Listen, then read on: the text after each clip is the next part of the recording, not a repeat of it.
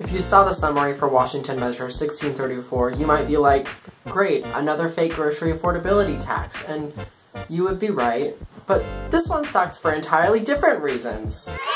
Deep down deep, deep, deep, deep.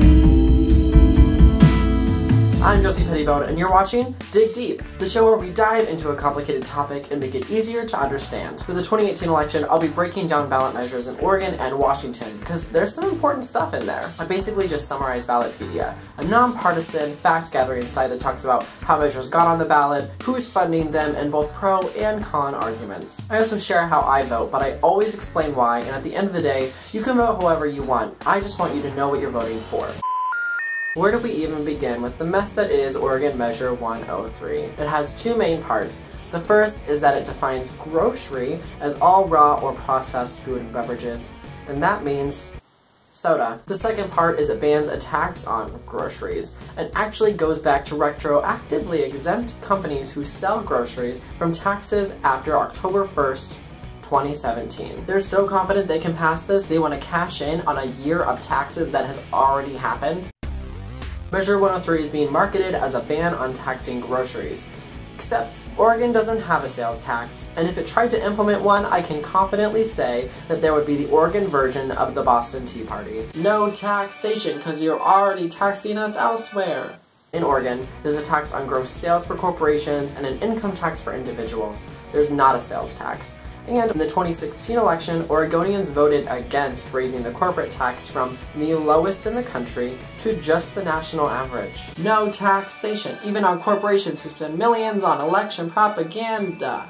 Yeah! Wait. So yes, 103 bans any future soda tax Oregon might implement, and I would love to see Oregon debate and vote on that tax all on its own. But the main part of Measure 103 is why Albertsons, Safeway, Kroger, and Costco have donated more than $2.5 million to convince you to vote yes. The last time those companies donated that much money was the 2016 election, when Measure 97 was trying to raise the corporate tax. And an easy way to understand 103 is it's basically those corporations' response to Measure 97. We tried to raise the corporate tax, and actually voted no as a state, and now those corporations want to make sure that we can never try to raise the tax on them ever again. So Oregonians in 2016 were like, you get the lowest corporate tax rate in the whole nation, and we want to raise it. And now corporations responded in 2018 like, never.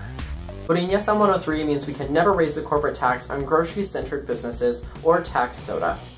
Ever. Voting no on Measure 103 means Oregonians could vote to raise the corporate tax or tax soda at a future date. And we might still vote no, but at least we'd be able to put it to a vote. Oregon's been in a budget crisis for a really long time, and in 2016, Oregonians approved funding basically everything and rejected any funding sources, so we still don't really have money for any of it. And at some point, that's just not gonna work anymore. Like, we can't just stop funding education and healthcare, which we already don't fund very well, because when we don't fund those things, state economies crash. So at some point, we might want to raise the corporate tax. Not saying we'll vote yes on it, not saying we'll do it now, I'm just saying at some point when we're weighing all of our options, I would like it to be on the table as opposed to being like, oh, we passed Measure 103, so we can't pass a sales tax, a gross receipts tax, commercial activity tax, value-added tax, excise tax, privilege tax, or any other similar tax on grocery corporations or soda. So our only funding source is to increase the income tax or increase the corporate tax on non-grocery corporations who didn't spend millions of dollars trying to mislead Oregonians. Or we can just let everyone die. But yes, we'll keep shopping there. And Costco treats its employees really well. But at the end of the day, Fred Meyer, Costco, and Safeway don't care about our communities. They care about their bottom line. Well, that's just not true because I care about making money off your communities.